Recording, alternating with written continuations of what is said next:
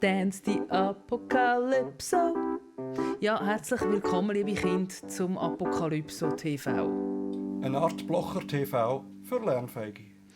Ja, ich habe das Instant-Protokoll gemacht von der heutigen Pressekonferenz, weil Simonetta Sommaruga sagt kategorisch: wir sind nicht hysterisch, wir sind historisch. Shutdown, Worst-Case-Pandemie. Oder wie man in der Schweiz so schön sagt, in einem Pan, also in so einem Wortspiel, eine Wurstkäse-Pandemie. Was ist jetzt das? Das war der ironische Unterton. Wieso? Extrem flach. Ja, ich kann im Fall noch viel flacher. Weil das erste Corona-Opfer im Bundeshaus ist der Alain Berset, dem gehen die Tore von unten aus.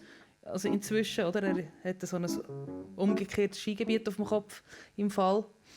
Unten weiss und oben kahl. Aber jetzt müssen wir alles runterfahren, verlangsamen.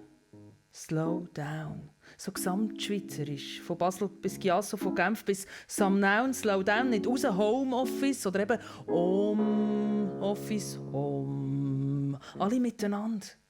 Für einen ist keine Spannungen und kein Widerstand. Aber mit der Musik musst du nicht aufhören. Also, wir können es nur verlangsamen, auch das Virus, oder? Stoppen können wir es nicht. Wir können es nicht stoppen. Und das ist jetzt was wieder? Das ist Cis-Dur. Dur bedeutet ja hart. Ja. Hart, Gotthard. Ja. Uri.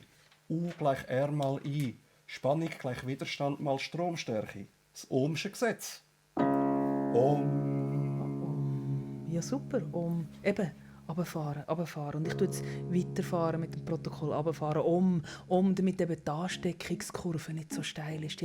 Die exponentielle Ansteckungskurve, damit die Ansteckungskurve nicht so steil geht, wie ein Teenie im Ausgang, zum Teil zu oben spät, wo durch das ja das Gesundheitssystem bedroht. Weil das, sagt auch der Bundesrat, so sind Notaufnahmen in Not.